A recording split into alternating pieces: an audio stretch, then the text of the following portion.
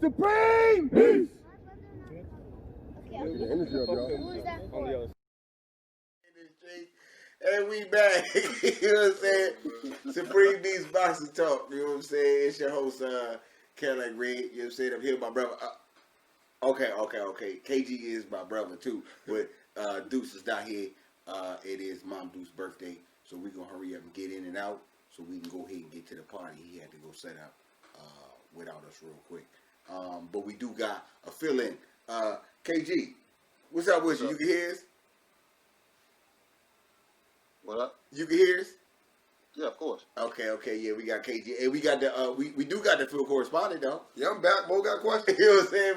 Believe that. Okay, so first off, man, thanks for subbing in. You know what I'm saying? You know we appreciate that. I'm glad to see that you not bigger than Supreme Beast Boxing Talk, but you definitely don't do no motherfucking little segments and shit. Shit. You know what I'm saying? I'm not David Ruff. Yeah, believe that. You know what I'm saying? Believe that. Okay, so we'll jump right into it. It was a great week in boxing. You know what I'm saying? Yeah, it's a great week in boxing. It's a heavy week in boxing. Always check to see what heavyweights. gonna use. Yeah, heavyweights was everywhere. You know what I'm saying? It's a heavy week in boxing. You know what I'm saying? Great fights though. You know what I'm saying? A lot of mismatches too. But you know it'd be like that sometimes. But we'll go ahead and before we get into recaps or whatnot, we'll go ahead and jump into the couple of topics that I have for y'all. Okay, so Alex Aceto. I'm not sure if Mo's gonna remember. We did a pro session, you know what I'm saying, with him in it, and we decided if we were gonna go against him or the other cat. Who was the other cat? I can't remember right now. I don't remember neither. Okay, so Alex Aceto is he's 26 years old, light welter / welterweight. He retired. The fight he fought in last, he had 2 brain bleeds, and he wound up giving the game up because health is wealth. We know last year we saw 2 deaths in boxing. This year we haven't seen any, and none of them fell to the Rona neither. So, KG, what you got on the whole situation of Aceto retiring and everything? You got to listen to your body. You know what I'm saying? And if your team is calling for it, and based on what you see and then what you're feeling, yeah, you got to listen to your body. And if he's young, you know what I'm saying, he still may have talents doing something else. And if he still has a love for the game, he still can be tied into it as far as helping around the gym, even turning to the promotional side. Like I said, you still need to have your head. You need to be able to think. You need your head, your hands, and your legs. So that's my take. Okay. Mo, what you got on the? I guess in all, because we watch. We're gonna get into it later. Watching Sanchez and Howard fight, my lady was disappointed that he stopped it so early, and that's something I noticed going on. Like fights are getting stopped earlier for reasons like that. Like sometimes fights don't need to go. You don't need to see him get knocked out 2 more times when he just got knocked out 3 times. You feel me? Like it's enjoyable, but is it necessary? So I like that. You know what I mean? I like that. You know what I mean? I'm mad when it happens, but then when you look back on it, like he made the correct decision. You know what I mean? So with him retiring, like you said, just like we see this out in football. You know me, I'm not gonna compare it to another sport. We see this in football with people like 25, 26 years old retiring because, like you said, you're young, so you can still do something else in that same field if you still have a love for that sport. So and it all goes back to you taking more control of what you're gonna do. And I'm all about that. You know what I mean? You're going to use your body, you're going to use your mind. You feel me? Your mind going to last a little bit longer than your body, so it makes sense to go that route. That's my 2 cents on that. In my opinion, I remember starting the show, right? I can remember us starting the show, and Dadashev died, and then Patrick Day died. And when Patrick Day passed away, we sitting getting ready for the show, and we getting everything together, and I was like, yo, we gotta address it. And you was like, damn, we've been doing this show for a couple months and 2 people dead already? Shit! You know what I'm saying? Is this what boxing gonna be about? I'm like, yo, shit happened, but you know, this is what they say when you risk your life. You know what I'm saying? So I guess for someone to see it early and to definitely be proactive about the situation, I could definitely salute it.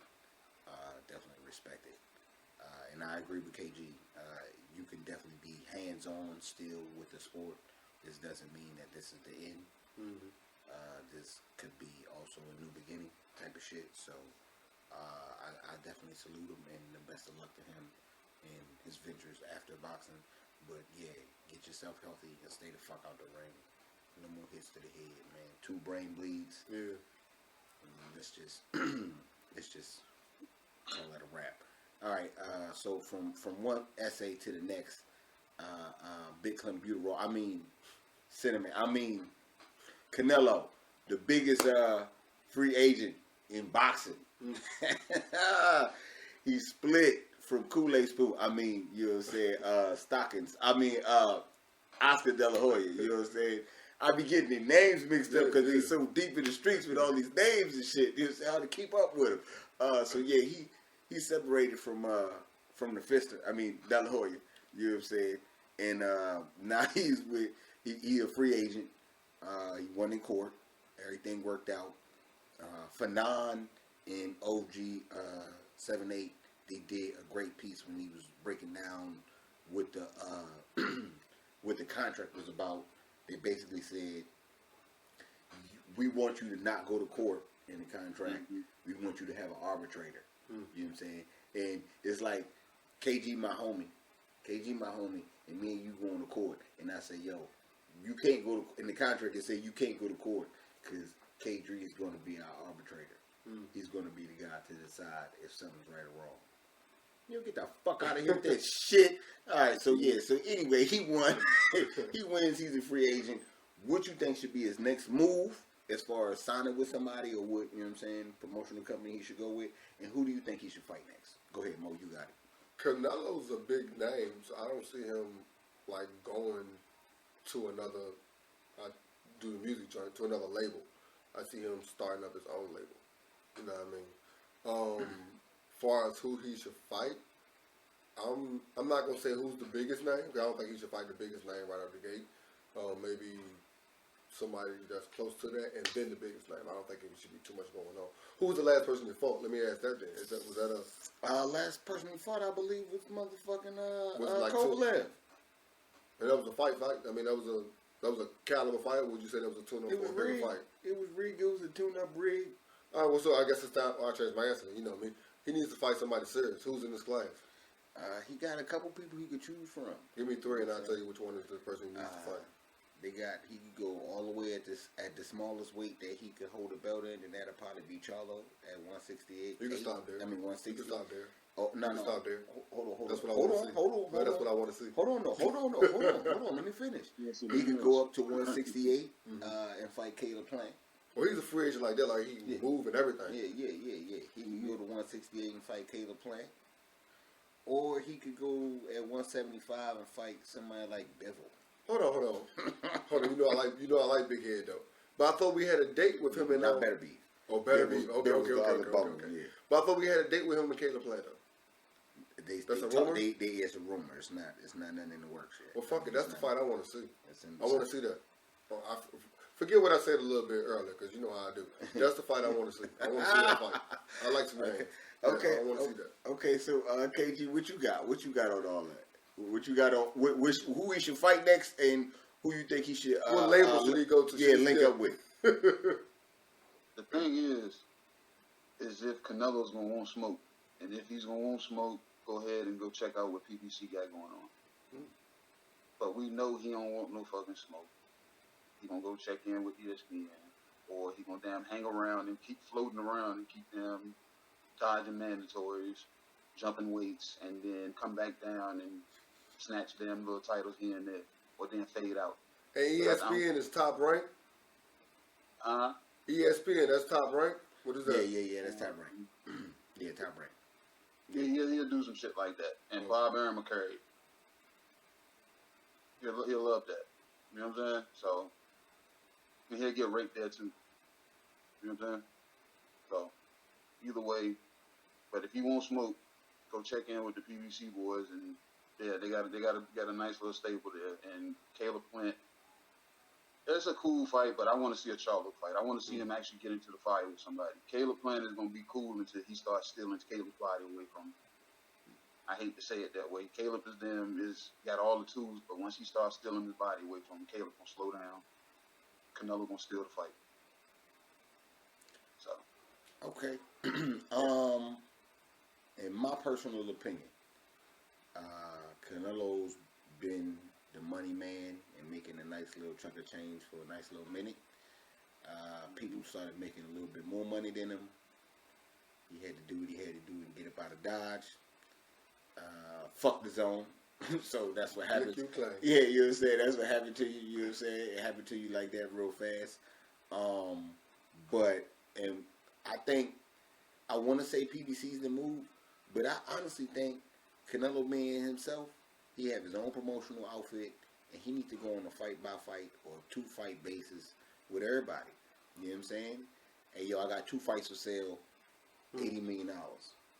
Who won it? You know what I'm saying? I'll fight whoever you want in your stable. You got me for 2 fights. Whoever you want. You want some slight shit, or you want me to fight some heavy shit, so your guy can take away my credit. Whatever you want to do, motherfucker, I'm Canelo. Fuck you. You know what I'm saying? Yeah, 2 fights, 80 million. Bob said, I got 80 million for you, Canelo. You know what I'm saying? And I beat Berlanga and whoever the fuck else or whatever else you got over there. But fucking Al Heyman like, yeah, motherfucker, I got you. You know what I'm saying? Send the money to the nigga. mm-hmm. Yeah. And Caleb Plant and motherfucking Charlo, it is then. Fuck it. That's what you know what I'm saying, you want to respect, because it's kind of like you chose money over respect. So you try to get your respect back, and you can still get a little bit of more change while you do it. You know what I'm saying? Fuck it, you work for it. What you gonna do with it now? You a free agent. You know what I'm saying? We'll find out. Is your bitch made or ain't you? You know what I'm saying? Is your sweet out here cinnamon, or is it the cinnamon challenge? You know what I'm saying? Shit like that. You know what I'm saying? Okay, so the last one. What was the last one I had? Shakur Stevenson. Shakur Stevenson's fighting December 14th. They're trying to get maybe somebody like Oscar Valdez. Everybody would like to see that, but we don't know yet. What's your thoughts on him coming back in December? Because you know he kicked off the Rona in boxing when he did that shit. Remember, he had the first little fight and shit. Somebody that was a bum. It was at 130 though. Mm-hmm. So KG. Well, no, go ahead now, Mo. Give me your thoughts on Shakur Stevenson next fight, and you excited to see him. What's your thoughts? I definitely forgot all about him, so I'm excited to see him. But the names you said out your mouth, I've never heard of before, so that diminishes my want to see him. Like, I'm tired of seeing people fight people I never heard of. Like, I think I've been part of this show long enough to understand, like, if I never heard this name before, it's not worth it, bro. Like, I've heard enough names to understand who should be fighting who. And Shakur, I rock with you, but if you ain't fighting somebody I want to see, then I catch the highlight on Instagram. Okay. KG, what you got on that? On the backhand of what Mo said, I feel the same thing, because 30 goddamn some bodies there. You know what I'm saying? And Shakur got the record to call for some of these names. So I don't know who his handlers are. And if they're just trying to damn, you know what I'm saying, carry him along at a certain pace or whatever, like they were doing with, like they're still doing with Tank.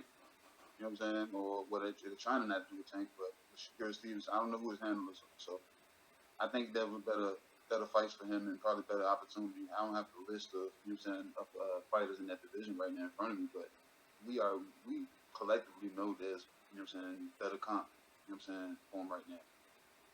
So I don't always really I'm not looking forward to it either. Especially if it's just gonna be somebody that's tailor made for me to pick apart. So Okay. Well, in Shakur's defense, Oscar Valdez was supposed to fight the WBC champ, if I'm not mistaken, which is Burchell. And Burchell caught that shit. He got it. So he had to step out. So Shakur's saying, since you're supposed to be a champ, or fight a champ, you might as well fight me. So he's the number one contender? Yeah, might as well say because he was about to fight. He was about to fight the champ. I don't even say I don't know where he ranks at, but I know he was about to fight the champ. So I'm championship status, so you might as well fight me type shit. All right, so my bad. So the phrase contender is different than mandatory. Yeah. Okay, Yeah. contender is something we say. You could be number one contender, but then you got to fight for the mandatory spot. Okay. They don't just give you that. Okay. You know what I'm saying? But now though he's saying that as far as Oscar Valdez go, Jamel Herring is the WBO champ and he has a fight coming up. The winner of his next fight is supposed to fight Shakur. Okay. So it is kind of a stay busy fight. I do, you know what I'm saying? I can say that as well, because you know how Top Rank does with a stay busy fight. But I think that I am excited to see him. I want to see, you know what I'm saying, see how he's still fitting in at 130, because he's been at 126. So I want to see how he's feeling out at that. And, you know, see what he got. I'm more interested in the Jamel Herring fight. He's supposed to be fighting, I don't know the name, one of the guys from the UK, because they got like so many different, I want to say Froch, but I might be mistaken, you know what I'm saying? So, he's supposed to fight that fight, the winner fight, Shakur. And that's the fight that I want to see from Shakur, and that should be happening in 2021, so we'll find out what he made of, you know what I'm saying? We'll find out what he about, but like I said, it's his second fight at 130, I want to see what he fill out, what he look like, and whatnot. Yeah, that's all I had as far as the topics go.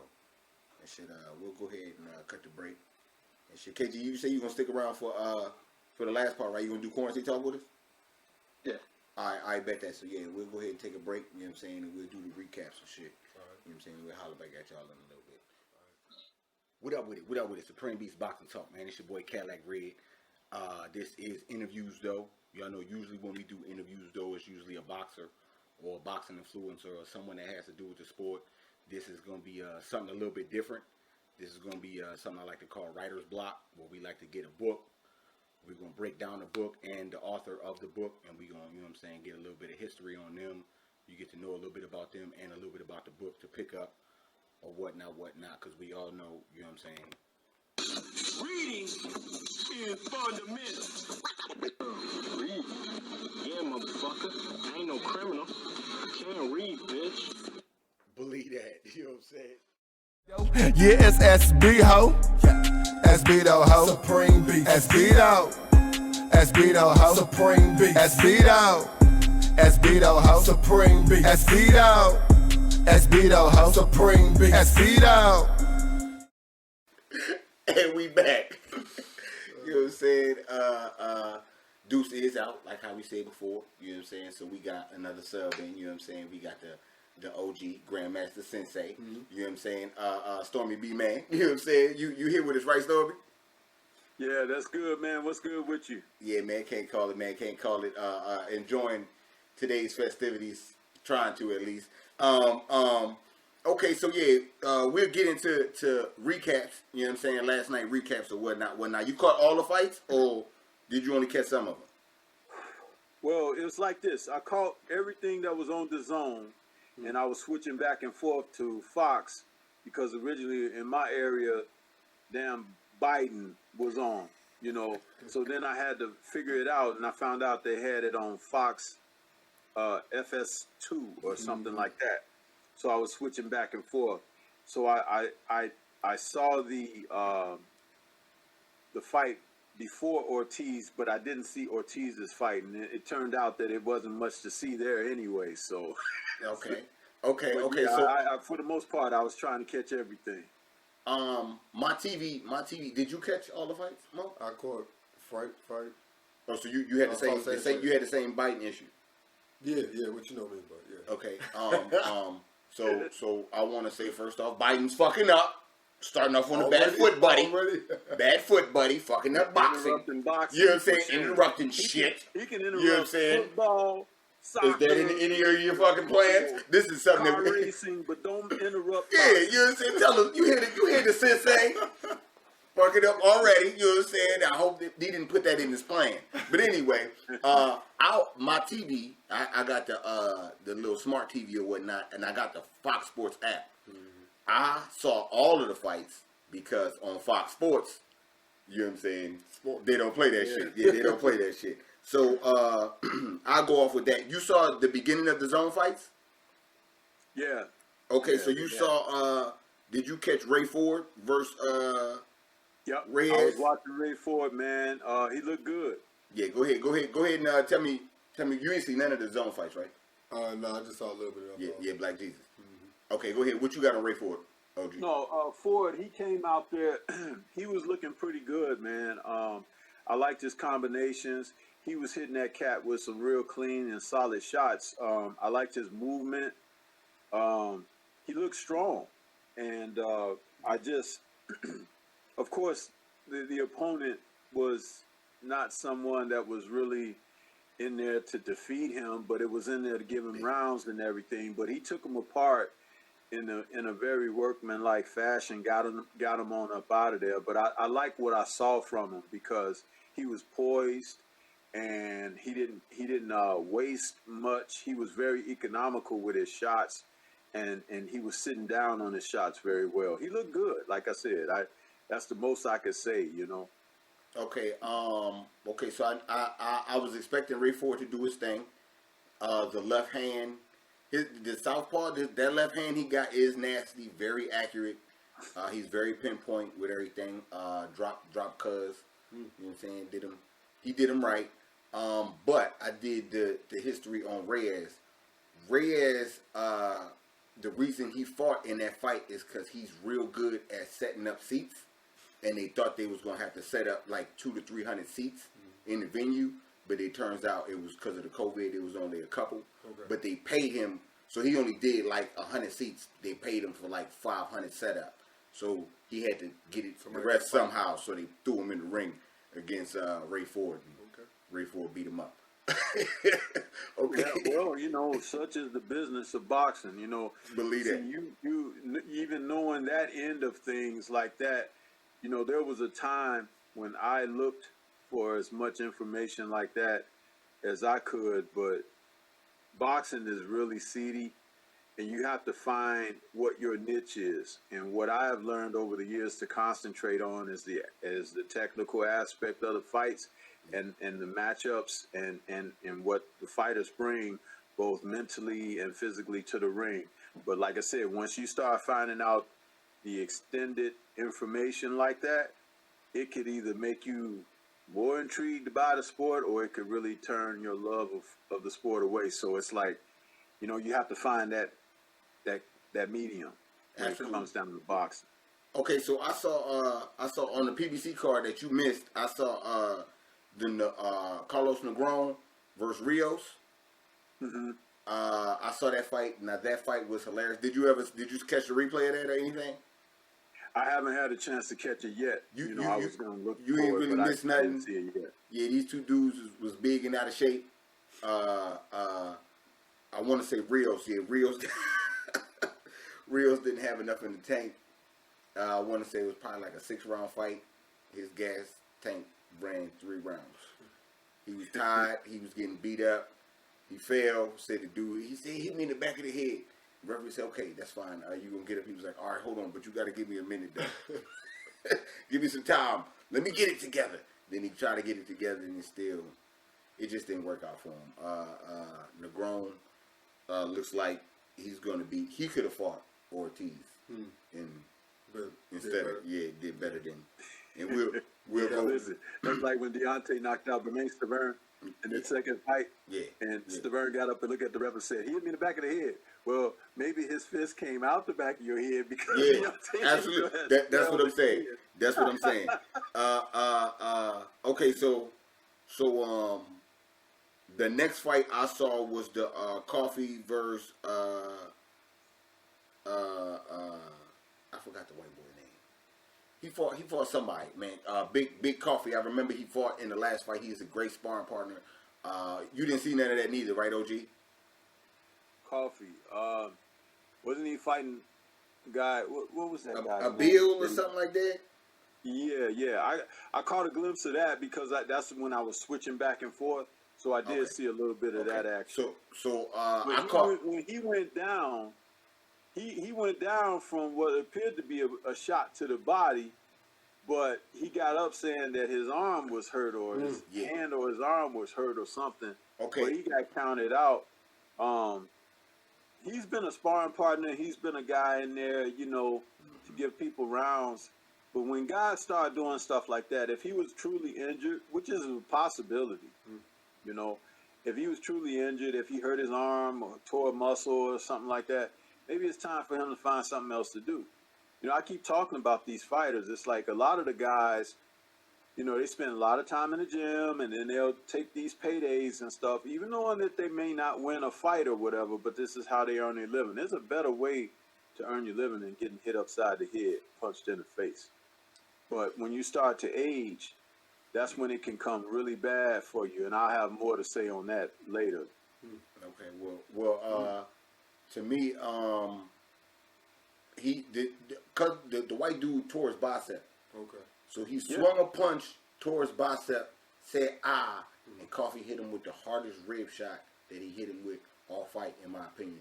Then he gave him a little light uppercut, but the body shot was enough to lay him down. And it all happened at once. But when he got up, you could see that the bicep wasn't on the bone how it was supposed to be. So you could tell it was a major injury. But to me, I don't know if Coffee was going to have what he takes at the heavyweight. I don't know. I don't think he got the skills. I wasn't impressed. Yeah, I wasn't impressed. I don't think he got it. He looked very mediocre. And when you're seeing these guys like this on free TV, it really calls to like what's really out there, because in the late 70s and early 80s we had, you know, guys fighting on TV almost every other weekend, and they, you know, people would become household names and stuff. That's how you remember guys like Frank the Animal Fletcher, or, you know, these guys, Hard Rock Green and those guys. They fought on TV all the time, and this is how you begin to know these guys. But some of these men that are fighting right now, even though they're putting them on TV, it's like they don't have much. And I talk about it all the time, about the lack of teaching in the sport. It's not so much that I'm against the guys of today. I'm against the teaching of today and the lack of it, you know, because the better the teaching, the better quality of performances you'll see from the guys who get in the ring.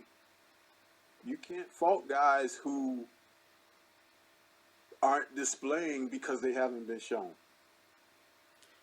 And to capitalize, I mean, to add on to what you just said, I think that all in all, all in all, Coffee would have did better fighting Luis Ortiz at the end of the day.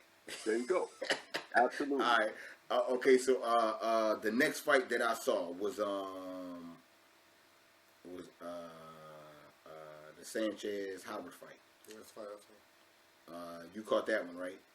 Frank Sanchez. Now that's on Fox too. Nah, yeah, that was on PBC. Frank Sanchez, the fight right before Ortiz. I think I missed that one because I was watching. What's that kid's name? Zhang Zhao. Yeah, Zili Zhang. Yeah, you know what I'm saying? The Zili, big Chinese Zili guy. Big Bang Zhang. But yeah, we gonna get into him too. We gonna definitely talk about that. You know what I'm saying? But that's why I missed that one, because I had switched back. Yeah. Okay, so Frank Sanchez fought Joey Dueco in his last fight, if I'm not mistaken, and that fight was trash, and we was very upset with Frank. Frank looked like he in full force, and I said this on the live cast with 503 and them. When I seen it, I said when he fought Joey Dueco, he was like full force, but when he fought Howard, he was bullying Howard around like motherfucking the bullies on House Party, like somebody totally different. You know what I'm saying? No singing notes or none of that. And he wound up stopping, I want to say, in 4 rounds. And once he dropped him, like the first drop, it was a wrap. Yeah. It was a wrap. Dude, he dropped him at the end of the round, and he had, you know what I'm saying, they called it, came out, and he just never recovered. Yeah, he kept getting dropped to get back up. Yeah. You know what I'm saying? He never recovered from that. You peeped that out, right? Yeah, I peeped that fight. Yeah, definitely. Okay, and then... Is that the dude I thought, like, did he start the sport late? Is that the dude that I thought that was? The dude he fought? No. The Howard dude? Oh, okay. No. That's the other king. That's Booker. We're gonna talk about him. Okay. So give me your thoughts on the Zilly Big Bang Zang fight. Well, he was in against another guy that should not have been in the ring with him. I think the kid's name was Vargas. Yeah. Hold on, Stormy. I don't know Yeah. if you know, Vargas is a turnbuckle specialist. He do all the turnbuckles for the zone. You know what I'm saying? And you know he tightened him up real good. That's why he got that fight, because his specialty in turnbuckles. All right, go ahead. Yeah, and they should have had him doing the turnbuckles instead of being in there with Zhang last night, because once Zhang finally landed a solid shot on him, he flipped over like a turnbuckle. He tried to say that his knee had buckled, but it was more like his whole confidence and everything once that big man put some power on him. Zhang is supposedly a guy who had Olympic experience and, you know, good amateur, solid background and whatnot, but he's just a big lurching guy. He doesn't offer very much. He has no defense. You can hit him, you know, if you were 100 feet from the ring and threw something, it'll still hit him. It's like, you know, I'm not impressed. It's amazing that a lot of guys, remember, it comes back to what I was saying a moment ago. A lot of guys are surviving and thriving in the sport of boxing today because the teaching is so poor. It's like guys like that couldn't even enter the sport before. You know, you would see that guy working in a mechanic shop or something, a big 7-foot lurch like that, working as a guy standing directly under the car on the hoist, changing the oil, because if he ever dreamed of getting in the ring with somebody, they polish him off.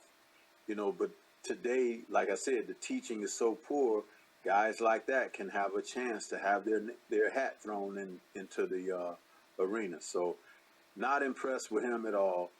He beat up on a man much smaller who couldn't fight, and the guy wasn't even a legitimate heavyweight. Vargas looked like he should, if he was going to fight professional, he should be like a super middleweight or a light heavy. But he was in there fighting in the heavyweight division. Ridiculous. Okay, my assessment of it, I can be honest, being 6'3", 260, and Asian, his athleticism was way better than what I thought it was going to be. You know what I'm saying? He not as stiff as a board. Joe Joyce is more stiffer than Zilly Big Bang Zhang. You know what I'm saying? So I can say I give him a eye look on athleticism. Everything else, you know what I'm saying? Stormy B-Man was motherfucking 100%. But all in all, I'm going to say it because I've been saying it. This is going to be the theme of this little segment. Zilly Zhang could have fought Luis Ortiz. Well, I'll go you one better than that. If you think he's more athletic than Joe Joyce, I'd bet you dollars to donuts that Joe Joyce mops the floor with that dude. Yeah. Now, Joe Joyce know how to take a shot, and I don't know if Zilly Zhang can take one of them Joe Joyce punches. It wouldn't be about taking the shot. It would be about laying paws on him, because like you heard me say a moment ago, you could be 100 feet from the ring and still throw something and hit that guy. Yeah, if you can be hit, you can be hurt. If you could be hurt, you could be out of there. That's facts. Big facts, OG. Yeah, I like that. Big facts, OG. Big facts. Okay. So do you want to go into the Luis Ortiz fight, or do you want to talk about Philip Hargrovich? Which one you want to go first? Hrgović is good. Let's talk about him. I did Okay. a video on him a few weeks back, and I like what I see from him, but possibly not for the reasons that most people might think. Okay, what you got on? I think that Hrgović is Vitaly Klitschko 2.0, and that may cause some problems for some people in the heavyweight division, including a guy like Tyson Fury. Because one thing about Vitaly Klitschko that a lot of people didn't want to give him credit for, they just think about his size because he was 6'7", 6'8", you know. But Vitaly could fight. Yeah. Vladimir couldn't fight. Vitaly could fight. And Vitaly was a much stronger man as far as his consternation than Vladimir was. And he was a little more athletic than Vladimir. I don't know if that was due to his martial arts background, where kickboxing and everything, because you can gain some agility in kickboxing and learning how to move and things of that nature, and learning how to absorb punishment in martial arts, because that's all a part of it as well. But Hrgović seems to have that same type of style. He works his left hand the same way. Technically, he swipes with it, he hooks with it, he pulls your guard down with it, and he gives the appearance of carrying his hands low, but he knows and is mindful of getting them up at the proper times. It depends on what's coming back from the opponent that he's fighting. And I've watched tapes of him. I've watched some of his other fights. He's very courageous too, which is very interesting in the sport of boxing, particularly in this modern time, because courage is a important ingredient in boxing. Not a lot of guys have it. Remember, guys get brave and get courageous when they're having success over somebody, but not necessarily from the onset. When a guy believes in himself and he goes out and he presents himself as, I'm formidable, that's something to pay attention to. And I think that Hrgović has that. He's strong. He has a good right hand. What I noticed about his performance last night against Brook was the easiest way for him to get Brook out of there last night was to go to the body. And he didn't. But he was still trying to hit the guy, even to the result of hitting behind the head sometimes with clubbing shots. This is, again, I can't get away from this. You get back to the teaching of the sport. If you're a big 6'6" guy like that, and you got a shorter opponent in front of you who is terribly overweight, can't really get out of the way of you, why not work him and break him down the old-fashioned way? Kill the body and the head dies. He could have knocked that guy out with body punches, but he was too anxious to try to get a knockout. And the thing is, for him, the knockouts are going to come, because there are going to be guys who can't get out of the way of him. But I would have been, if me being in his corner, I would have been telling him, cut the ring off and just bring your shots around the side and under the middle. This guy won't go 5 rounds. It ended up getting stopped by the ref, because the ref got tired of watching him pound on the guy. But he wasn't pounding on him in the correct manner. In that body, get him out of there. But like I said, you will hear me, if you listen to my content, I talk about it all the time. The teaching is essential. You can have the most talented guy, but if he hasn't been given and armed with the tools of the trade to go out there, he's going to be limited. Everybody is not going to allow your athleticism to prevail. Everybody's not going to allow your power to prevail. Everybody's not going to allow your courage and strength to prevail. You have to find ways to put it all together. Yeah. Well, in my opinion of him, I'm not high on him. I think he's fighting the level of opposition that he's fighting. He's supposed to be doing what he's doing. Booker is definitely a survivor. He knows how to get in the ring and survive. They spar with each other a lot, so you could tell he was in there like it was a sparring session. He was just trying not to take too many shots, but still survive. And he didn't put him out, and I think he could have put him out. The boy came in the ring looking like King Hippo, with the shorts like King Hippo from Punch Out. You ain't punch him in the stomach not once. You know what I'm saying? You didn't punch him in that Band-Aid not one time. You know what I'm saying? You I don't know. Like I said, he's calling out big names. He want to see you ready for the next level. I say give him a bone from the next level, and we'll see what he can do with it, in my personal opinion. We could go on to the next fight, Luis Ortiz. You caught that? Or did you blink? I blinked. I didn't see that one, but I heard about it. We talked about it on the post fight last night, and I was like, maybe I shouldn't have seen it, because if that's the type of performance that Flores thought he'd mail in, then maybe they should do something like maybe not, pay him his full purse or something. That was ridiculous. Well, in my opinion, we had the argument more than the fight. We was having the argument: was that a body shot or did his bicep punch him in the eye? That's the type of fight that was in a nutshell. Luis Ortiz needed to lose weight. He looked like a Ninja Turtle with a shell on his back. We'll go to the real main event of the weekend. Black Jesus, Black Jesus. I couldn't get it. Black Jesus against Gamboa. What was your assessment of the fight?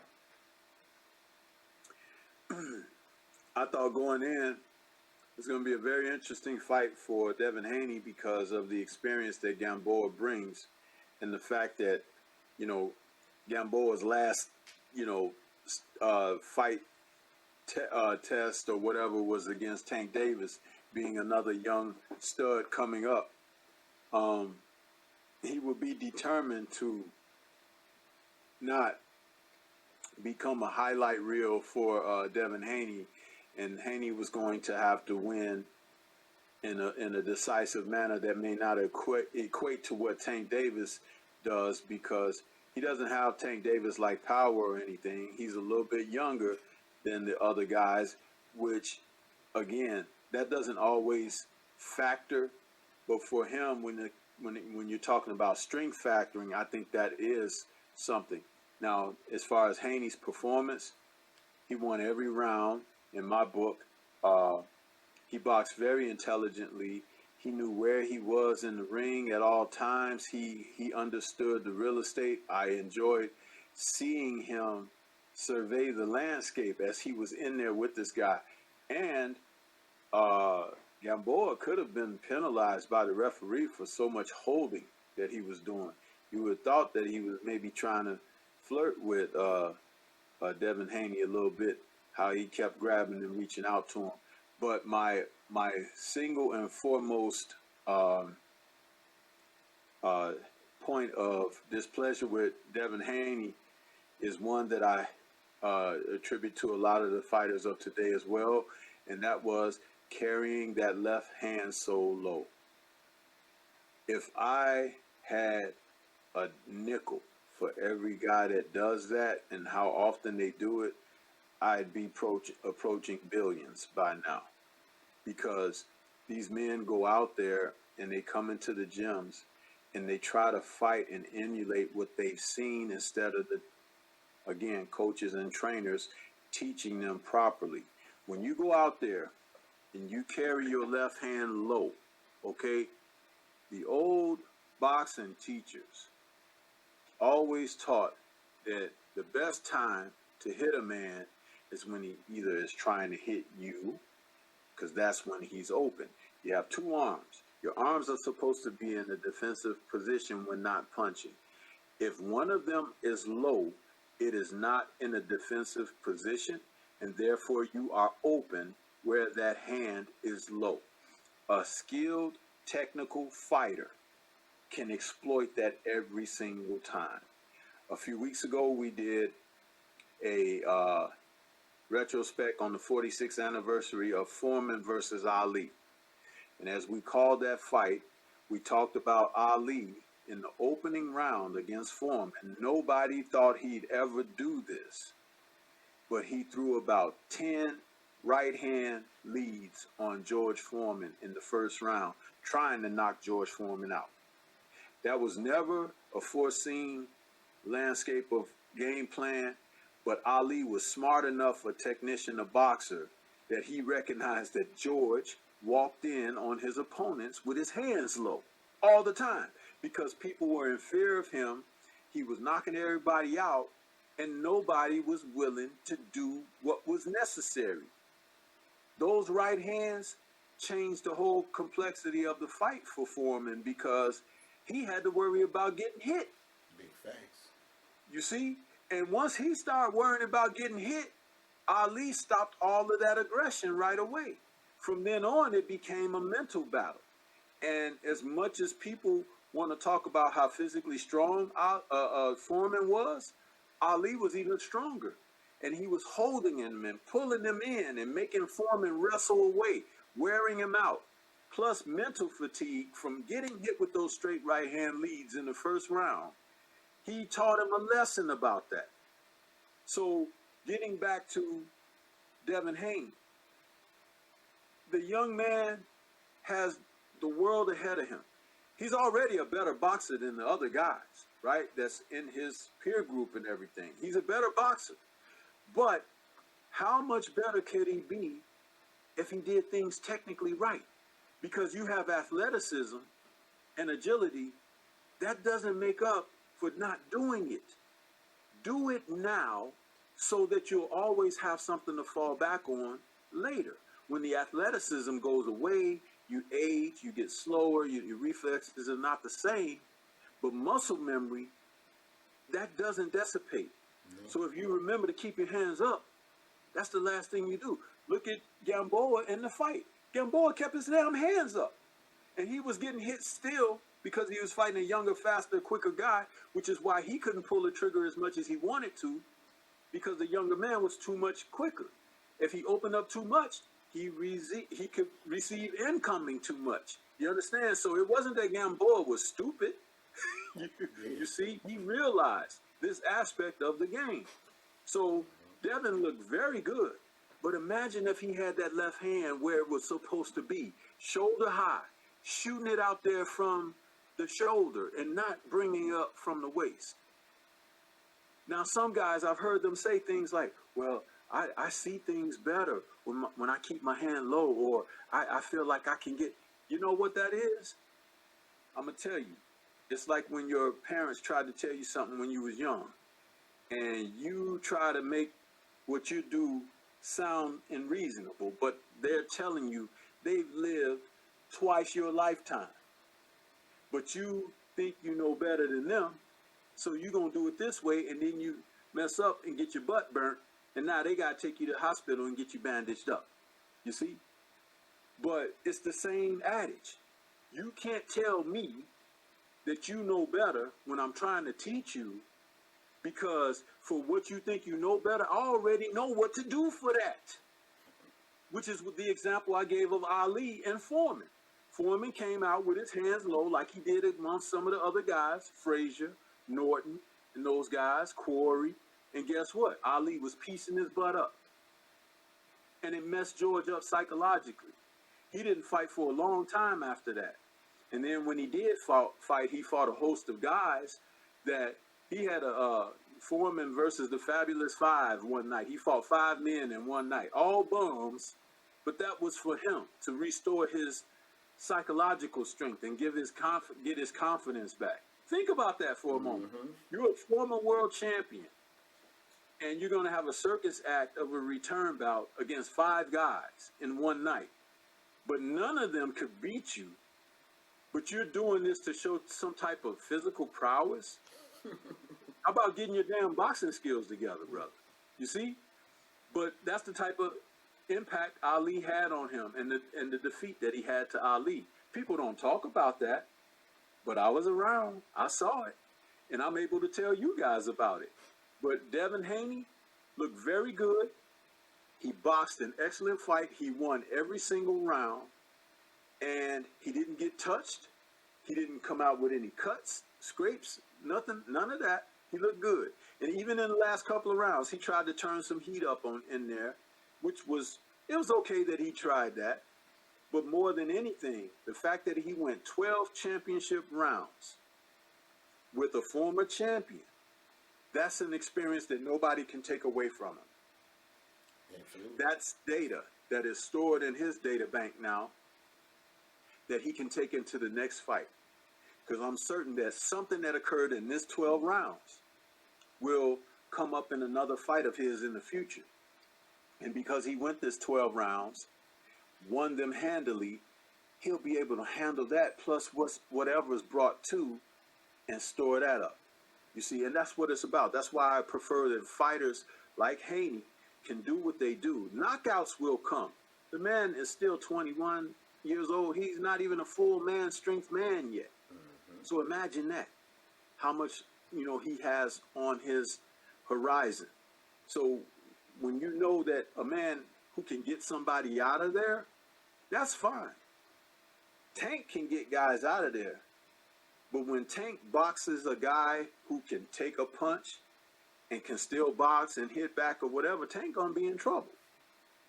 Because the Tank is gonna have to learn how to win rounds and store that data and stuff like that. But it may be in a situation where his title is on the line, or his first loss may be on the line, or whatever like that.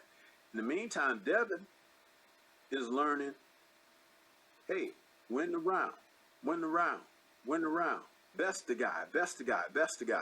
That's I'm telling you, it's not a track meet, it's a marathon.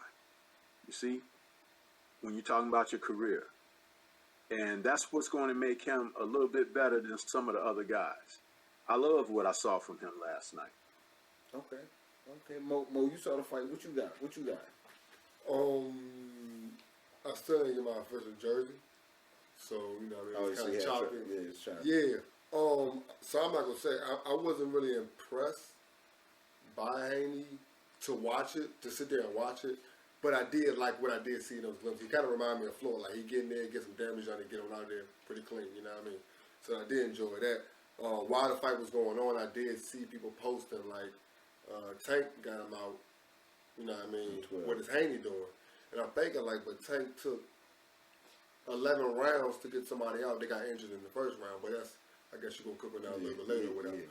But I still would like to see, I want to get my jersey and see Black Jesus official. It was enough to see that he's an impressive fighter and that, you know what I mean, he's worth it. But I do want to see a little bit more though. Okay. Well, in my opinion, I was very impressed. Like I said, in the last fight, motherfucking Tank was saying, "Why do I feel like this?" He had two black eyes. You know what I'm saying? Black Jesus was in that joint untouched. Yeah. So I don't want to hear no smoke about none of that. Who did better? Now Tank got knockout power. You know what I'm saying? Tank also the oldest. He's like 25 years old. You know what I'm saying? Black Jesus is like 21. Matter of fact, Tank 26 because his birthday was like the other day. You know what I'm saying? So he's definitely the oldest, and they still won't set that fight up with him because they know Black Jesus will beat him out. Just like that. No ifs, ands, or buts about it. He'll beat him out. I mean, that's the conversation we was having a little bit earlier. I don't know if you want to get into it, though. When I was asking who's the more formidable foe, and I guess Stormy B-Man, kind of chime in on this. Who's the more formidable foe for Tank? Would it be Black Jesus or would it be Ryan Garcia? You kind of shooed away the whole Ryan Garcia conversation. Yeah. I don't know if Ryan's not proven yet, and I told you after December we'll find out about Ryan. But I know Black Jesus is whipping his ass. Okay. What you got, OG? Well, I'll answer both of those questions with this statement. Both Floyd Mayweather Jr. and Pernell Sweet Pea Whitaker are in the Hall of Fame. Believe that. All right, look. God damn. I can read that. All of the faculties in place. Believe that. Okay. And Devin Haney is of that ilk. I did see that. All right, OG. We gonna go ahead and cut the commercial. You know what I'm saying? Thank you for coming in once again. We definitely appreciate you. It's always great. You know what I'm saying, when you get that good insight. You know what I'm saying? So hopefully they was able to learn something while we was in here talking that shit. On that note, man, we'll go ahead and cut. Man. Thanks for having me. I appreciate you guys, man. Got to have you on the chop session again very soon. Yes, sir. So go ahead and tell the people how they can follow you before we cut the commercial. Everybody can follow me right on YouTube at this channel Stormy B Man, and I'm coming up on 1,000 subs. Believe it or not. I think I'm 25 away. Okay. So the good work, hard work I've been putting in, people are really starting to come in and support, and they're loving the content. So just as you brothers, have been a part of things, you're still welcome to the channel and be a part of what I'm doing as well. So that's what's happening with me. Got the Tuesday tussles on 8 p.m. on Tuesdays. Thursday nights is the Three Wise Men of Boxing with me, Kurt Scrapbook, 8 p.m. Central, and Friday nights is the chop session, 8 p.m. Central. All right. So that's what it is, man. On a note, man, we're going to cut the break, you know what I'm saying, and we'll holler back at y'all in a minute. Put the movement on the hoodie, they support a nigga. hoodie season. I'm an autumn killer. All I rock is my lines and the homies. Swap life, gang, and you know me. You know what I'm saying? I'm wearing the champ shit. You know what I'm saying? Deontay Wilder shit, bronze bomber. You know what I'm saying? He's the champ. Ain't nobody fucking with him. I mean, you know, I respect the IBF title, but he's the champ. I'm saying, when it's all said and done, fuck him. All right, KG, what you wearing? You know what I'm saying? It's a Street Beef t-shirt. You know what I'm saying? Shout out the printer, I guess the creator of the shirt, Mr. Mud. You know what I'm saying? So it is what it is. I got this shirt yesterday when I was up at the event. All right. But what you got? Shout out to our shooter. You know what I mean? Do the make our jersey before the fame. This is his latest piece. For Breonna Taylor. Arrest the cops that killed her. Believe that. You know Support y'all. Yeah, don't get no better than that. You know what I'm saying? And on that note, man, support y'all, man. Support is important, man. We about this thing, man. Go on. And we back. Just like that, man. Shit. Can't watch no movie around these dudes. All right, Corey T talk, you know what I'm saying? You know what I'm saying? KG they came back, you know what I'm saying? Corey T talk. Okay, so Mo, you said what you got that's gonna be different for this Corey T talk? All right, we got a couple of questions from a couple of people that hit us up in the Supreme Beast Box and Talk Instagram DM with a couple of random questions. And since Deuce wasn't here, I kind of switched the first question around, being that all of us are from somewhere else or spent time somewhere else. Okay. So KG, I'm going to ask you, what is something that you really miss from your time in Arizona? And Lat, I'm going to ask you, what is something you really miss from being back home, which is New Orleans. all right. Okay. So KG, you can go ahead and set it off. What's something you miss about Arizona, man? Shit, the fucking strip clubs. That was funny. That was hilarious. Yeah. Yeah. That shit was a whole nother world. You know how you remember the movie Cool World? How Buddy was real, and then he got sucked into the damn cartoon world? That's how that shit was. You bound to see any damn thing. You see, Wow. see somebody getting their dick sucked in the corner, all kinds of damn crazy shit. Okay. You see money, look, over there, it's like they carried it different. Because, like, you know, over here, we beef over the same smaller shit. Over there, they beef, but niggas ain't scrapping. What they doing, they like, if somebody throwing money, they like, know what, fuck that nigga, I got money too. So now they got a money fight. You got dudes throwing money all over the damn place to the point that we coming through with push brooms to sweep the money up. Because that's how much money is on the floor. You know what I'm saying? And then this was like during the champagne days, you know what I'm saying? So they was popping bottles, but it was more so champagne. So you got Don P, Moet, you know what I'm saying, Crew, Ace of Spades, you know, everybody spilling liquor all over the place, man. It was just wild, man. It was like you just got caught up into it and then go home 4 o'clock in the morning, wake up at 2 o'clock in the afternoon, do shit all over again. It was just like a lifestyle I got sucked into. I miss it as far as nostalgic, you know what I'm saying, but I don't want to go back and live it again. You know what I'm saying? Because that shit then was taxing. Okay. Well, me, shit. I'm gonna have to say, the food, man. Like going, and that's why I make sure that I go whenever I can. Like doing the Mardi Gras shit and all that shit. Like, yo, I gain a good 10 pounds in a week, easy. Like, yo. As soon as we get there, especially like my daughter too, man, that shit be crazy. Like, yo, she could eat 3 pounds, like 2.5, 3 pounds of crawfish on her own. You know what I'm saying? Yes. You know what I'm saying? Yes. And she'll do. I seen her eat. You know what I'm saying? At like 2, 3 in the morning. Like we'll get there, it's 2, 3 in the morning. First thing I'm like, we here? Can we warm the crawfish? Like, yo, go to sleep. Wait till the morning. Like, nah, I'm hungry now. So. I could definitely say the food. The food is definitely something that I miss. I mean, you know, all of the other stuff is kind of different because of the hurricane and shit. So it's kind of like a new New Orleans versus the shit that I grew up with. Okay. I mean, because growing up at that time, man, the sound, just everything about the city. You know what I'm saying? It was like, it wasn't perfect because it was definitely wild as a motherfucker. Yeah. But I don't know. That time, you're not gonna get that back. The food though, the food for sure. You know what I'm saying? The restaurant capital of Okay. the United States. So you know what I'm saying? We definitely gonna get some good eats down there. Okay. What about you? What you get? Well, yeah, Richmond. I mean, I guess the only thing I miss about Richmond, I guess, would be family.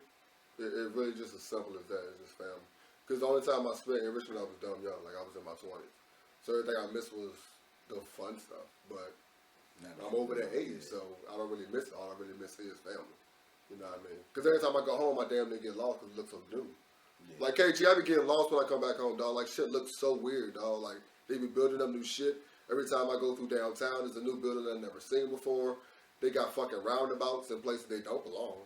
Like And they got roundabouts everywhere. Yeah, I it literally get lost, bro. It makes no sense. It makes no sense. All right, the second question. So you go there and be like, hold on, they built the subway here? Let me stop. No, KG, maybe you could answer this for me because I've asked mad people in my family this question. That building they build downtown across the street from the Hess. You know what Belvedere and Broad Street at? Yeah. What the fuck is that? It looks sweet, but what the fuck is it? It was supposed to have been like, I think, like a cultural arts building, but for some reason they're trying to tax motherfuckers to put their art into it. Oh, okay. Okay. Yeah, cycling it through and then letting the revenue bring itself in. Okay. They trying to tax people to put stuff in. Because the structure of it looks pretty, you know what I mean, futuristic type or whatever, you know what I mean. But I think it's poor placement. You know what I'm saying? You know every damn thing is location. It looks good right Yeah, here, but yeah. you ain't got no parking. You know what I'm saying? It's Facts. just sitting right here. This Facts. shit is just right here. That's true. All right, the second. But it's supposed to be something. I have an exhibit lit up. You know what I'm saying? At least once a week or something. Okay. All right, the second question. Since you're here and you're in the same boat as all of us being girl dads, what is one of the biggest lessons you've learned from being a girl dad? Since all three of us, you know what I mean. You smiling already, KG.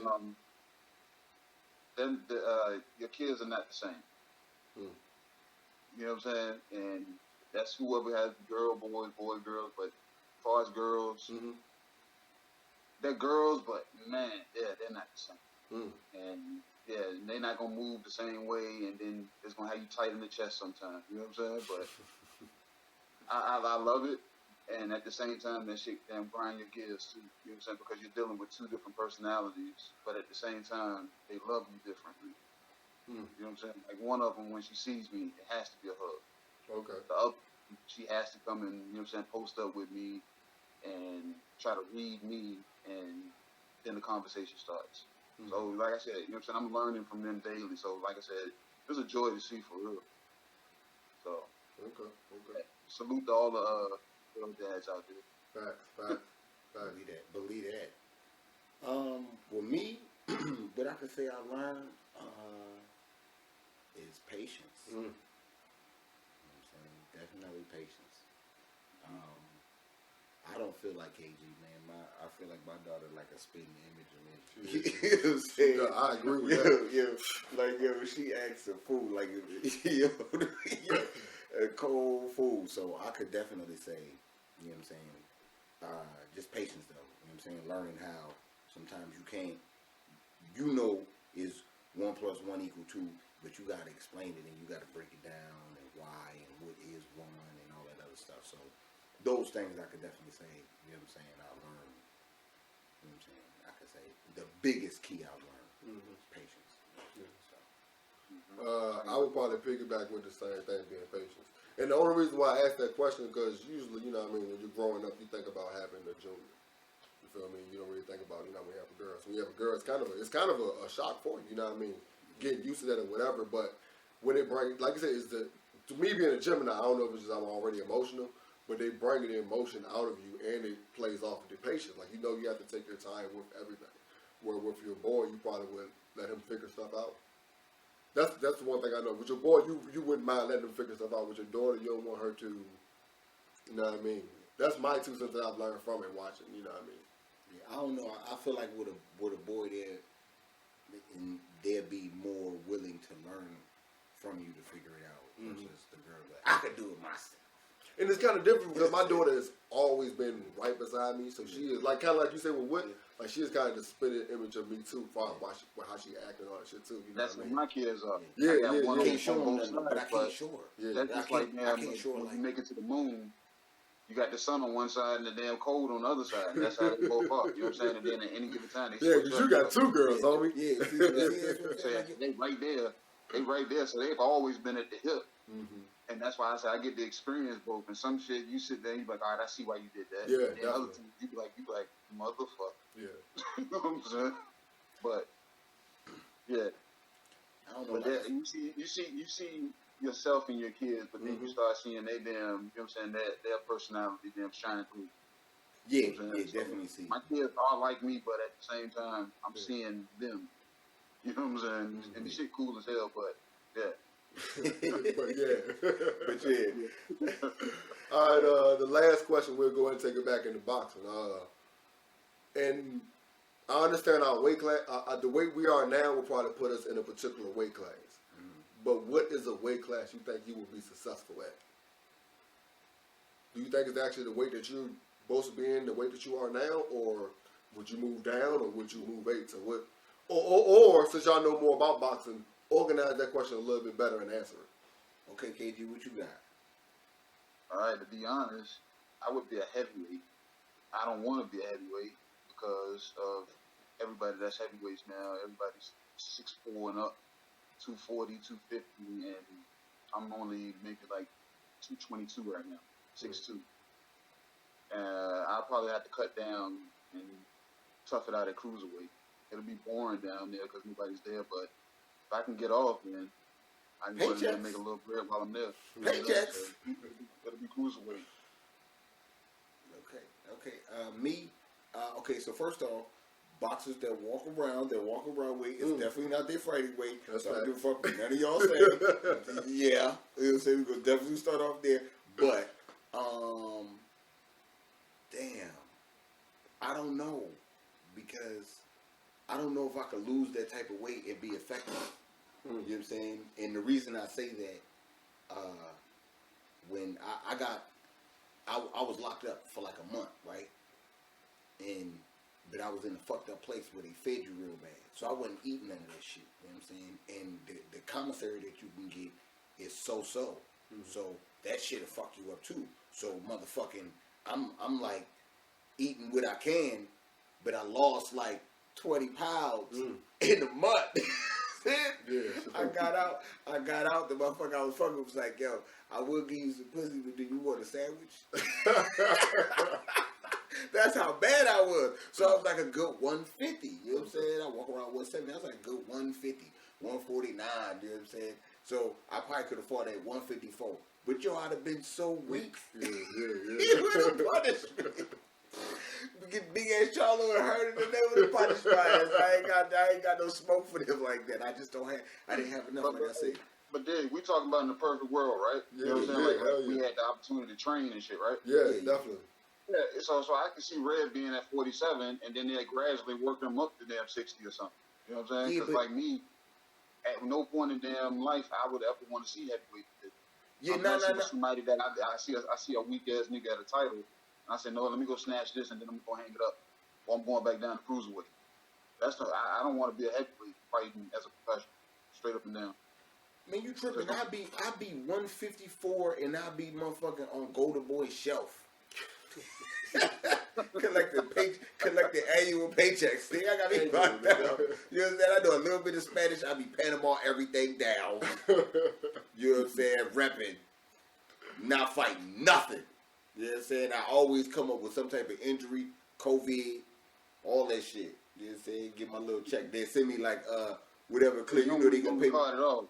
Yeah, look, we gonna pay you $30,000 for the fight. You know what I'm saying? But we gonna send you $3,000 now for the deposit. I get my $3,000 and catch the COVID. Fuck them. Go ahead, bro. What you? Oh no, I didn't really plan on answering this question. I was trying to find a way to get my way to Jacobania. You can say you go to Jacobania. You know what I'm saying? Welcome. Well, how you guys doing? You know what I'm saying? Thank you for your. All right. So yeah, we'll go ahead and get up on out here. KG, you got something? You want to tell the people how they can find you? Hey, you know what I'm saying? Find me on Instagram at KG. Shit, your boys on Street Beefs, KG Brieffinger. That's where I'm at. I see the shirt. You know what I'm saying? It is what it is. As long as them, the editing team is them tagging people, you know, properly, then everything is damn good to go. All right, well, you know what I'm saying? The editing team is a team, and they're doing everything they can do as a team. All right, so on that note, I'm saying, because every time I walk past the water cooler, man, I don't see the suggestion box up there on the wall. that's because they get away can't. with it. Hold on. They can't have the suggestion box there and be reading what's in the motherfucker. So maybe when you come to put your shit in the motherfucker, maybe they got the motherfucker reading what's already in the motherfucker. I'm just saying. You gotta get that grapevine. All right. I would ask Deuce if he got something good, but I got something good for the people. Happy birthday, Mama Thomas. We Good love you. We definitely appreciate you. Everything you've done for the show. You are a valuable asset to the team, and we love you dearly. Happy birthday. We know she probably turned a good 30, 31. Let her tell it. You know what I'm saying? Yeah, you know what I'm saying. But we're gonna be over there doing it up. Definitely we'll get something to drink, and yeah, it's going down. Okay. Supreme Beast Box to Talk. Shows Cadillac Red. You know what I'm saying? I'm here, my boy. KG. What's your name, Kate? What's your name? You gonna say your name, KG? My name is KG. Thank you. Again, tell people who you are. Thank you. We're on out of here. Okay, Mo. And we got the field correspondent. He fucking me up. Mo got questions. Thank you. You know what I'm saying? He fucking us all up, man. You know that? No salute to the body of LDBC. And we're about to stay, man. What?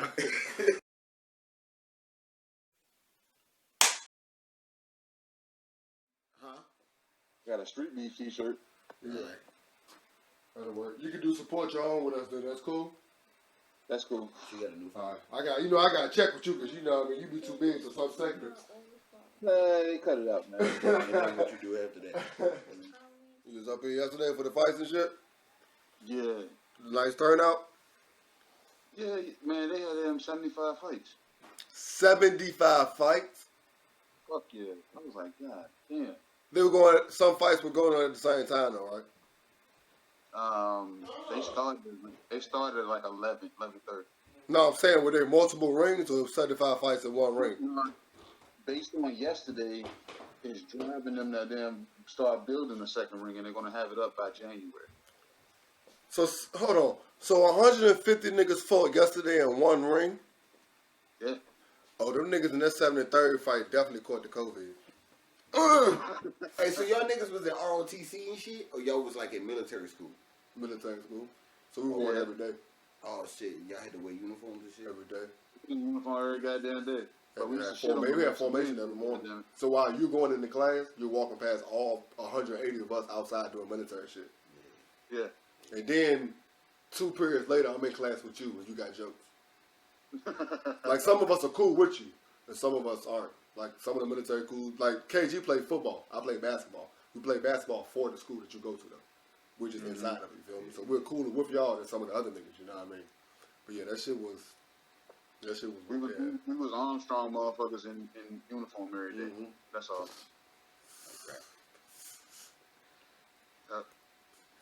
I know what y'all talking about. Huh? I know what y'all talking about. I did like a year or two of that shit. Mm-hmm. We was in New Orleans and shit. I had a motherfucking like we went to the school. The school was there. Then we had to wear our shit and come in the morning and shit. Mm-hmm. Nigga, we read our drill sergeant off. We read like 2 drill sergeants off, nigga. And then this one nigga came. Motherfucker tried to whip us into shape. He shaved all of us bald and shit. Well, y'all had some major pain type shit going on. Yeah, I'm saying. But no, that's different than what we had going on. This is a public school. Look, they couldn't do look, that. we paid this big wrestling nigga to come beat this nigga up, man. He beat the wrestling nigga up and shit. Yes, hey, yo, I hate you niggas, man. I can't never tell my motherfucking life story to these niggas, cause these niggas bust out laughing. I told you last night, you know what I'm saying? I gotta say it again, cause we on camera and shit, you know what I'm saying? So Mocha put this in the shit. Do you know this nigga did not know until he watched the show Then my first rap story was House Party, nigga. Oh, you ain't know that shit?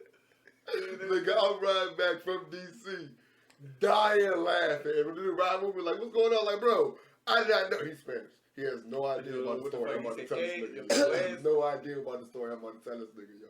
That is hilarious. I'm trying to tell him, like, yo, these niggas are brothers, so I never get their joke. So the nigga Josh asked us last week how we get into rapping. You know, what made us do it, this, that, and the third. I told my story. He told his story. This nigga. I told my story. I said, look, you know what I'm saying? I was like, and you know what's crazy, Stormy? I was going to tell you that too. That's what got me into Kung Fu. Back in the day, you know what I'm saying? I used to work for my dad's pizzeria and shit. And there was a bully that came through, thought he was the man and shit. And I caught his ass, you know what I'm saying? What you laughing for? Why do you always laugh at me every time? Every time I get to tell my life story. I told the story. Hey, I'm looking for Leroy Green. Yeah, he was looking for Cadillac Red and shit. You know what I'm saying? Oh, you mean Junior? Yeah. Hey, shit, you look at the damn album titles, the damn every damn thing West. Yeah, it's definitely Buffalo inspired, my nigga. WrestleMania, fucking damn John Wick. Yeah, they fuck with wrestlers hard. Yeah. Yeah. Mm-hmm. Yep. Like, you know that nigga Mo-O. That nigga say wrestlers.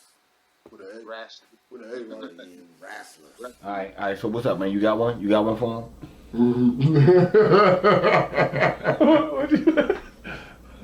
Don't ask me what I'm laughing at. What you get if you want to. Go ahead. What you know what I'm laughing at, nigga? He knew what I was laughing at. No, what you laughing at? He knew what I was laughing at. What you laughing at? Hey, then they said, everything's deleted. So you ready? KG, you got a joke? You want to start us off with a joke? Mo, you got a joke? Yeah, I do. I got a joke. And Mo probably heard it already. Oh. It's a guy come home early from work. Oh. Find his best friend and his wife in the hallway. Said they had all day to go to bed. They pull out 45 and shot both their heads. They get locked up. His friend come down there and say, Fred, man. He said, damn, don't take it so easy. He said, it could have been worse. He said, what the fuck you mean it could have been worse? He said, I just killed 2 people. He said, I'm about to get the damn lecture yet. He said, you tell me could have been worse? He said, yeah, babe, could have been worse. He said, it came Thursday instead of Friday. You got me too. It's sad out here in the street.